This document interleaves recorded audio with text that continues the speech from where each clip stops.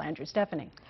The city's in the midst of a recruiting drive for new police officers, yet many observers feel that morale at NOPD isn't what it could be. Attrition is taking place at a pretty distressing rate. In each of the last 2 years, 112 officers have resigned, retired, or faced termination, leaving fewer than 1,200 cops on the job. Do you agree that morale is low? And if so, what would you do to improve it? First of all, I have great respect for all of the men and women in NOPD, and they just performed wonderfully in the recent storm that we had, and I thank them for that.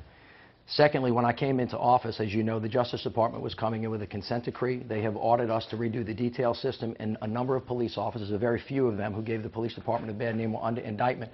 So it's not a surprise that the police department is feeling put upon. The attrition rate, quite frankly, is the same as it's been over the years.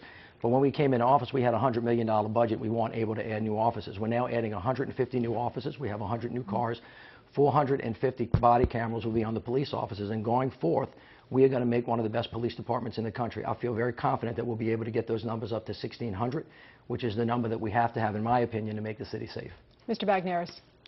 Well, first of all, the police union has indicated that the numbers are going down, and they've also indicated that the numbers are going down drastically because of the failed policies of this mayor. That's the police union saying this.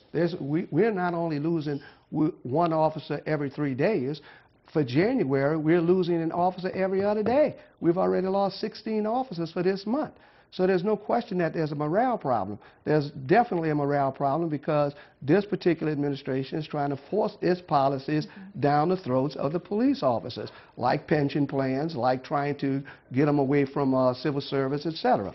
And all of that lies at the foot of this administration. Mr. King.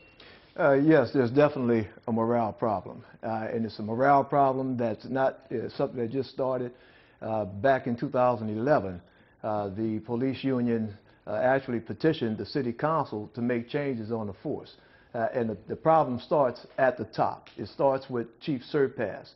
Chief Surpass had a negative record before he was hired. He continues to have a negative record on the force. He had a negative record when he was in Tennessee. And the men and women that are on the force right now, they know that. And they just can't stand working under someone with that type of record and with that type of leadership style. That's why they're leaving. First thing Surpass did when he came into office, he created this commander's position. The rank and file captains that came up through the ranks, trained, they were insulted and relegated to lesser